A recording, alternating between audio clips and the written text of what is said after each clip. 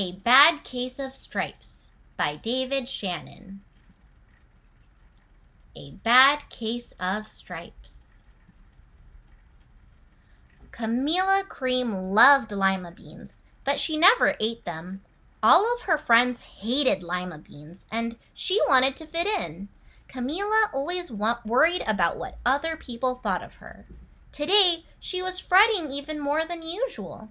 It was the first day of school, and she couldn't decide what to wear. There were so many people to impress. She tried on 42 outfits, but none seemed quite right. She put on a pretty red dress and looked in the mirror. Then she screamed. Her mother ran into the room and she screamed too. "Oh my heavens!" she cried. "You're completely covered with stripes!" This was certainly true. Camila was striped from head to toe. She looked like a rainbow. Mrs. Cream felt Camila's forehead. "Do you feel all right?" she asked. "I feel fine," Camila answered, "but just look at me." "You get back in bed this instant," her mother ordered. "You're not going to school today." Camila was relieved. She didn't want to miss the first day of school, but she was afraid of what the other kids would say, and she had no idea what to wear with those crazy stripes. That afternoon, Dr. Bumble came to examine Camila. "Most extraordinary," he exclaimed. "I've never seen anything like it. Are you having any coughing, sneezing, runny nose, aches, pains, chills, hot flashes, dizziness, drowsiness, shortness of breath, or uncontrollable twitching?" "No," Camila told him. "I feel fine." "Well then," Dr. Bumble said, turning to Mrs. Cream, "I don't see any reason why she shouldn't go to school tomorrow. Here's some ointment that should help clear up those stripes in a few days. If it doesn't, you know where to reach me." And off he went. The next day was a disaster. Everyone at school laughed at Camila. They called her Camila Crayon and Night of the Living Lollipop. She tried her best to act as if everything were normal, but when the class said the Pledge of Allegiance, her stripes turned red, white, and blue, and she broke out in stars. The other kids thought this was great. One yelled out, "Let's see some purple polka dots." Sure enough, Camila turned all purple polka dotty. Someone else shouted, "Checkerboard!" and a pattern of squares covered her skin. Soon, everyone was calling out different shapes and colors, and poor Camila was changing faster than you can change channels on a TV. That night, Mr. Harms, the school principal, called. "I'm sorry, Mrs. Cream," he said. "I'm going to have to ask you to keep Camila home from school. She's just too much of a distraction, and I've been getting calls from the other parents. They're afraid those stripes may be contagious." Camila was so embarrassed. She couldn't believe that 2 days ago everyone liked her. Now, nobody wanted to be in the same room with her. Her father tried to make her feel better. "Is there anything I can get you, sweetheart?" he asked. "No, thank you," sighed Camila. What she really wanted was a nice plate of lima beans, but she had been laughed at enough for one day. Well, yes, I see," Dr. Bumble mumbled when Mr. Cream phoned the next day. "I think I'd better bring in the specialists. We'll be right over." About an hour later, Dr. Bumble arrived with 4 people in long white coats. He introduced them to the Creams. "This is Dr. Grop, Dr. Sponge, Dr. Cricket, and Dr. Young." Then the specialists went to work on Camila. They squeezed and jabbed, tapped and tested. It was very uncomfortable. "Well, it's not the mumps," concluded Dr. Grop. "Or the measles," said Dr. Sponge. "Definitely not chicken pox," put in Dr. Cricket. "Or sunburn," said Dr. Young. "Try these," said the specialists. They each handed her a bottle filled with different colored pills. "Take one of each before bed," said Dr. Grop. Then they filed out the front door, followed by Dr. Bumble. That night, Camila took her medicine. It was awful. When she woke up the next morning, she did feel different, but when she got dressed, her clothes didn't fit right.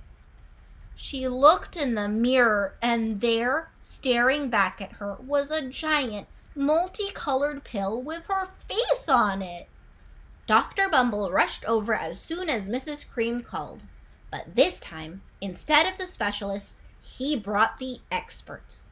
Dr. Gord and Mr. Mellon were the finest scientific minds in the land. Once again, Camila was poked and prodded, looked at and listened to. The experts wrote down lots of numbers. Then they huddled together and whispered. Dr. Gord finally spoke. "It might be a virus," he announced with authority. Suddenly, fuzzy little virus balls appeared all over Camila. "Or possibly some form of bacteria," said Mr. Mellon. Out popped squiggly little bacteria tails. "Or it could be a fungus," added Dr. Gord, and instantly Camila was covered with different colored fungus blotches. The experts looked at Camila, then at each other. "We need to go over these numbers again, back at the lab," Dr. Gord explained. "We'll call you when we know something." But the experts didn't have a clue, much less a cure. By now, the TV news had found out about Camila.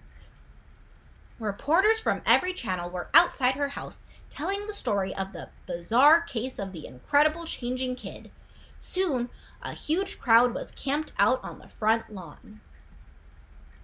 The Creams were swamped with all kinds of remedies from psychologists, allergists, herbalists, nutritionists, psychics, an old medicine man, a guru, and even a veterinarian.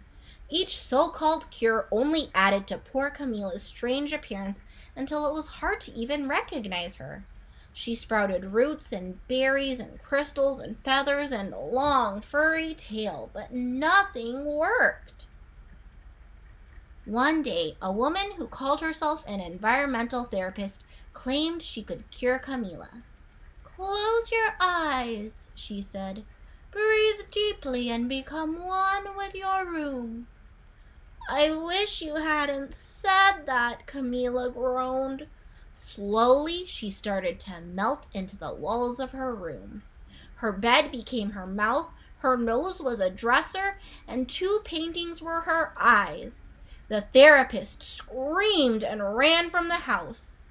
"What are we going to do?" cried Mrs. Cream. "It just keeps getting worse and worse." She began to sob.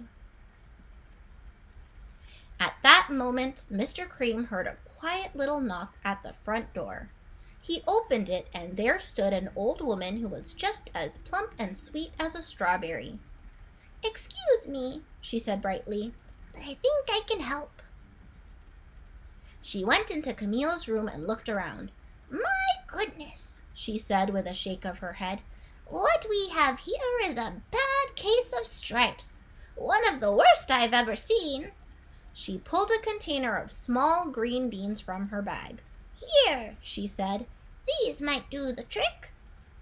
"Are those magic beans?" asked Mrs. Cream. "Oh my, no," replied the kind old woman. "There's no such thing. These are just plain old lima beans. I'll bet you'd like some, wouldn't you?" she asked Camila.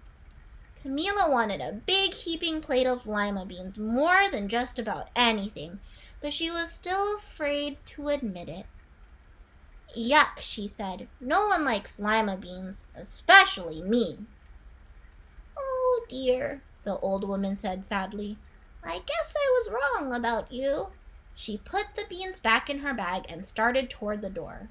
Camila watched the old woman walk away. Those beans would taste so good, and being laughed at for eating them was nothing compared to what she'd been going through. She finally couldn't stand it. "Wait," she cried. "The truth is, I really love lima beans." "I thought so," the old woman said with a smile. She took a handful of beans and popped them into Camila's mouth. "Mmm," said Camila.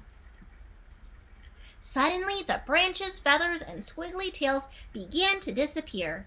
Then the whole room swirled around.